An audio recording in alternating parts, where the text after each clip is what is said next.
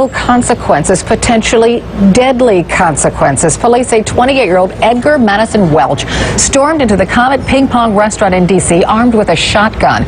He told police he wanted to, quote, investigate Pizzagate. It's a totally bogus online conspiracy theory that D.C. police confirmed as fictitious. The false news was spread by Michael Flynn Jr., who is the son of Trump's new U.S. National Security Advisor, Michael Flynn Sr. After the incident, Flynn Jr. tweeted this, quote, until Pizzagate is proven to be false, it'll remain a story. The left seems to forget Podesta emails and the many coincidences tied to it. CNN's Joe Johns is following this story. He joins us now live from Washington. Good morning. Good morning, Carol. You really have to file this under what happens when fake news stories use real names, real places, but false facts.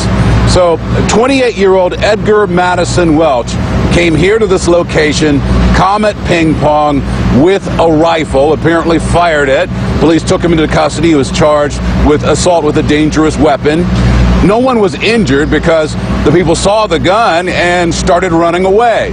When police took him and sat him down and asked him what happened, he said he was here essentially to take a look, to self-investigate, if you will, Pizzagate, which they call a fictitious online conspiracy theory, a theory that involves the restaurant and claims that Hillary Clinton and her campaign manager, John Podesta, were involved in a child sex ring, which all of that certainly is false.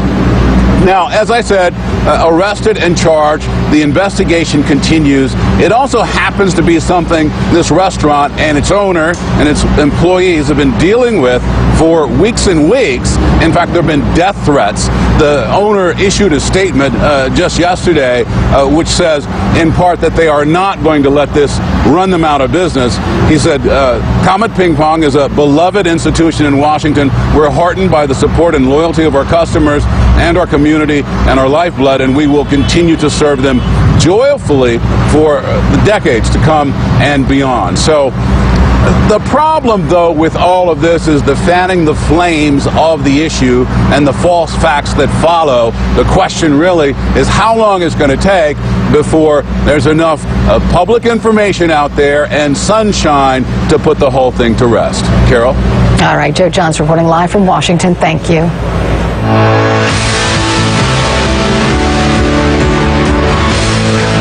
Good morning, I'm Carol Costello. Thank you so much for joining me. Donald Trump unleashing on China. Where else but on Twitter? Mr. Trump tweeting last night, quote, did China ask us if it was okay to devalue their currency, making it hard for our companies to compete, heavily tax our products going into their country, or to build massive military complex in the middle of the South China Sea? I don't think so. Those tweets coming just 2 days after Mr. Trump's controversial phone call with Taiwan's president. CNN's Alexandra Field live in Beijing with China's reaction. Good morning. Good morning, Carol. This has certainly raised concerns right here in Beijing. Look, President-elect Donald Trump's preferred method of communication, Twitter, is blocked to the public, of course, here in China. But you can count on the fact that leaders, that officials got the message loud and clear. What they did not do was issue an immediate official response to these tweets that the president-elect had put out there. Instead, a spokesperson for the foreign ministry did offer some remarks about those tweets when asked at a regularly scheduled briefing. And I've got to say that the response was measured considering those tweets. Here's part of what he said. He said the economic and trade relationship between China and the United States has been a highly mutually beneficial one, or it wouldn't have developed this far.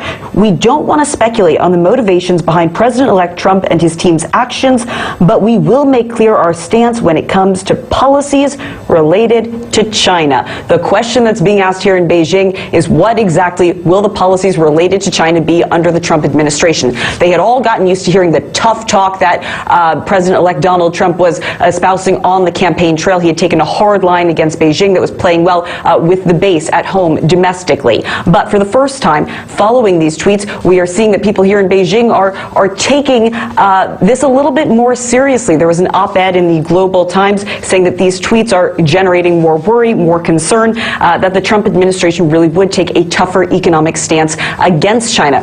Previously, the same publication, the Global Times, had run other op-eds op-eds in which they offered analysis saying that perhaps President-elect Trump was bluffing on the campaign trail, that certainly he is unpredictable, but they had said that they did not expect that it would be in his interest to overturn international relationships. They believe that he's more of an isolationist, that his focus was at home, and they didn't think he was likely to antagonize China once he got to the White House. These tweets, that phone call with Taiwan, a very controversial phone call, have of course led some in Beijing to perhaps begin to step back, reconsider that, and have a higher level of concern right now, Carol. All right, Alexandra Field reporting live from Beijing. So this is why Trump's tweets on China matter. China is increasingly aggressive militarily. It's building islands in the South China Sea in disputed waters. And China is basing military systems, military aircraft there on those islands. That's according to U.S. officials. It's already caused conflict with American military aircraft. This is what happened last year. CNN's Jim Sciutto was on board an American plane when China sent out a warning to U.S. personnel. This is the Chinese Navy. This is the Chinese Navy. Please go away quickly.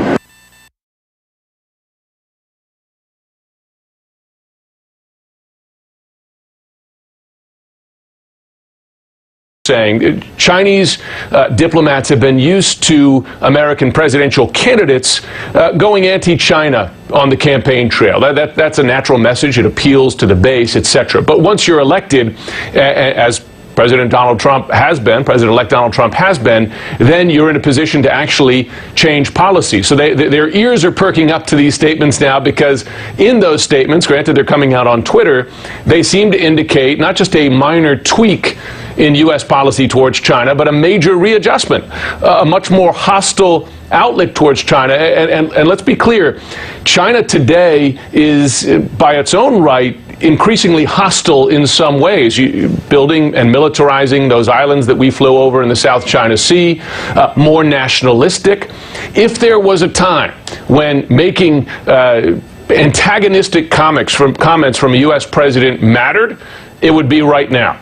And that's why this is extremely concerning. Here's the thing. Like, Donald Trump ran on Make America Great Again, and he's going to rebuild respect in the world for the United States. He ran on a more muscular foreign policy. So his supporters are asking, why is this bad? We're finally standing up to China, a country that's frankly hurt America right in the economics. Well, you could say hurt America. The truth is, and trust me, I'm not advocating for China or for anything, except that this is a mutual economic relationship, that there's enormous trade in both directions, right? Now, there are trade disputes. There is no question. Currency manipulation is one that the Obama administration complained about for a number of years as well. The question is,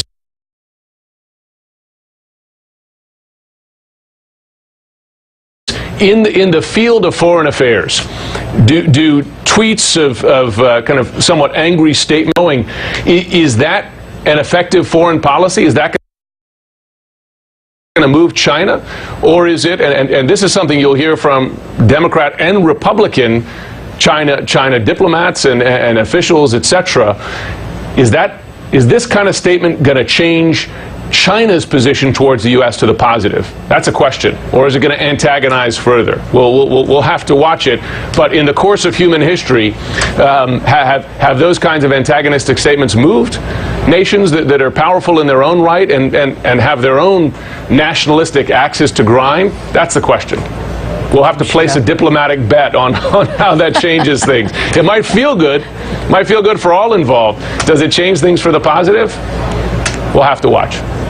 Jim Sciutto, many thanks. Thank you. Coming up in the newsroom, a lone holdout and a near mistrial. Will the jury be able to return a verdict in the Walter Scott murder case?